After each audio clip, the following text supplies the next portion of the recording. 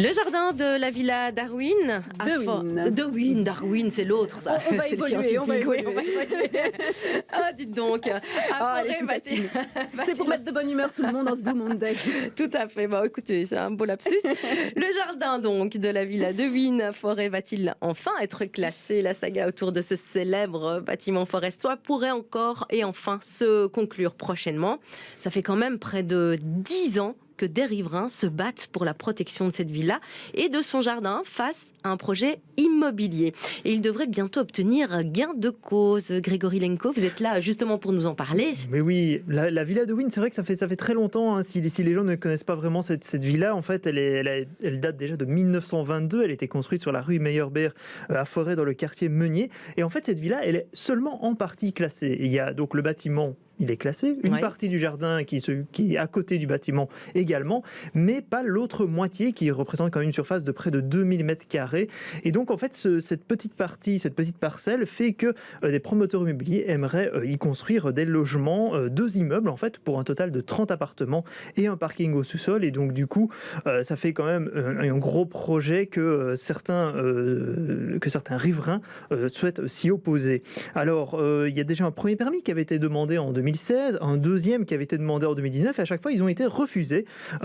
Toujours le même promoteur, Imograda, a fait une demande en 2021, mais le comité de riverains Meunier s'y oppose toujours et a relancé une demande de classement de l'entièreté du jardin pour éviter une nouvelle construction sur cette parcelle. La pétition déjà lancée par le comité a réuni plus de 5000 signatures. Ils ont été entendus devant le Parlement bruxellois, et finalement Pascal Smet, ce matin dans La Libre, le secrétaire d'État de l'urbanisme et du patrimoine, nous apprend qu'il va proposer au gouvernement de classer l'entièreté du jardin. Il dit qu'il faudra discuter avec le promoteur d'un dédommagement. Il parle quand même de plusieurs millions d'euros, mais il souhaite quand même classer ce jardin dans son entièreté pour éviter tout nouveau projet de construction. Et alors, qu'est-ce qui rend ce jardin si exceptionnel, Grégory?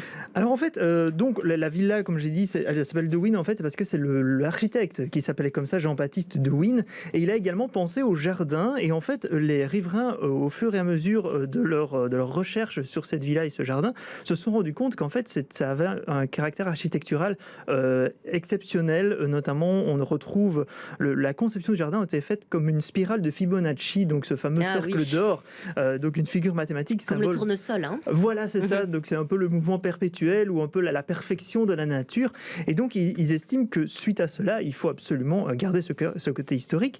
Donc la Commission royale des monuments et sites a justement rendu un avis favorable en 2014 et en 2021 pour le classement entier du jardin, estimant qu'il y a un intérêt patrimonial évident.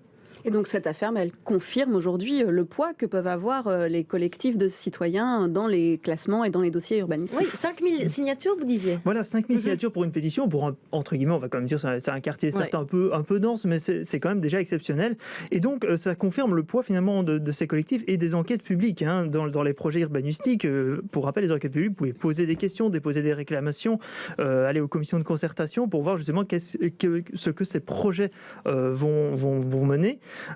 Et donc les collectifs profitent de ces espaces pour faire entendre leur voix. La pétition a donc été un moyen de pression. Pour rappel, depuis juillet 2020, les pétitions de près de 1000 signatures, enfin de plus de 1000 signatures, peuvent permettre d'avoir une audition devant le Parlement bruxellois. C'est ce qu'ils ont fait. Ils ont eu leur pétition de 5 signatures. Ils sont passés devant le Parlement. Après, ça ne veut pas forcément dire que les collectifs citoyens auront toujours gain de cause, mais cela permet de faire avancer la démocratie. Et visiblement, sur ce dossier particulier, ça porte ses fruits. Eh bien, merci beaucoup pour toutes ces précisions.